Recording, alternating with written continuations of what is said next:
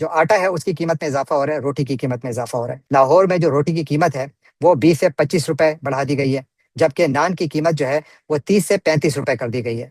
जो आटे का 20 किलो का बैग है वो लाहौर में 2400 रुपए तक पहुंच गया। पेशावर में यही बैग तकरीबन अब 3000 रुपए में बिक रहा है, जबकि कराची में इसकी कीमत 2900 है, जो इससे पहले यानी 1 साल पहले इसकी कीमत सिर्फ 1800 रुपए थी। वहां पर भी रोटी की कीमत जो है 25 रुपए मुख्तलिफ इलाकों में कराची के पहुंच चुकी है। पेशावर में भी जो नान है उसकी कीमत 30 से 35 रुपए तक पहुंची हुई है।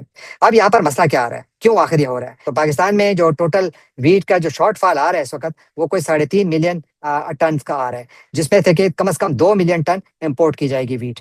और इसीलिए जो वीट की प्राइस है वो इस वक्त कोई 4400 रुपए फी मन पहुंच चुकी है, जो कि सपोर्ट प्राइस से कोई 900 रुपए ज्यादा है।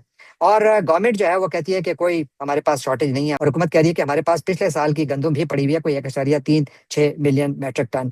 लेकिन वो कहते हैं कि जी ये वो लोग हैं जो कि जो गंदम है उसको जखीरा कर रहे हैं, तो जखीरा अंदोजों पर वो डाल रहे हैं। अभी जखीरा अंदोजों को रोकने के लिए या उनको कंट्रोल करने के लिए ये काम किसका है? सबसे बड़ा सवाल तो ये भी हुकूमत का है। इसकी एक बड़ी वजह जो है वो वीट प्रोक्योरमेंट यानी गंदम की खरीदारी में जो गलतियां हो रही हैं वो उसको जिम्मेदार उसका ठहराया जा रहा है। पंजाब में हुकूमत ने 11 प्राइवेट कंपनियों को ठेका दिया कि आप जाकर 3 मिलियन मेट्रिक टन खरीदें गंदम किसान से डायरेक्टली। मई के महीने तक इन 11 कंपनियों में से 9 कंपनियों ने 1 किलो वीट नहीं खरीदी थी, जिसकी वजह से किसान रुल गया।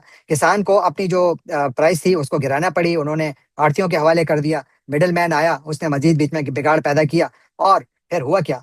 हुआ ये कि वही लोग जिन्होंने इन कंपनियों ने जो वीट खरीदी तो उन्होंने एक आर्टिफिशियल शॉर्टेज पैदा कर दी, प्राइसेस ऊपर गई। मुनाफा किसने कमाया? इन्हीं कंपनियों ने कमाया, और मिडल मैन ने जहां पर के जो बेचारा किसान गया और उसने वहां पर जाकर अपनी गंदम को ऑफ लोड किया। एक और मसला जो है वो मौसमियाती तब्दीली भी आ रहा है सामने, क्योंकि जो रिपोर्ट्स हैं वो कह रही हैं कि लास्ट ईयर पाकिस्तान में कुछ डिस्ट्रिक्ट्स में गंदम की जो फसल है उसकी जो ओवरऑल जो प्रोडक्शन थी उसमें कोई 3 से 5 मन फी एकड़ कमी आई है, क्योंकि या बारिशें ज्यादा हुई या हीट वेव आई, जिसकी वजह से फसल को नुकसान पहुंचा। और जो माली साल 26 है 2026, इसमें प्रोडक्शन जो है ख्याल है कि ये कोई 29 मिलियन टन होगी, जो कि सिर्फ 1,20,000 मेट्रिक टन 2025 की फसल से ज्यादा है। जबकि 2024 के जो पाकिस्तान की प्रोडक्शन थी उससे 4.4 मिलियन मेट्रिक टन कम है। गोया पाकिस्तान में टेक्निकली गंदम की फसल में जो टोटल जो प्रोडक्शन है उसमें कमी आई है। इसकी एक और बड़ी वजह यह भी है कि जब पंजाब हुकूमत ने इतनी ज्यादा नाकामी दिखाई और नाअहली दिखाई तो उसकी वजह से बहुत सारे किसानों ने नेक्स्ट ईयर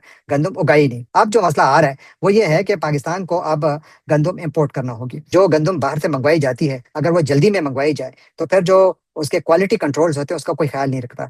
लो क्वालिटी की गंदम आती है वो फिर हवा में तकसीम होती है और फिर वो महंगो दामों खरीदने पर भी मजबूर होते हैं। तो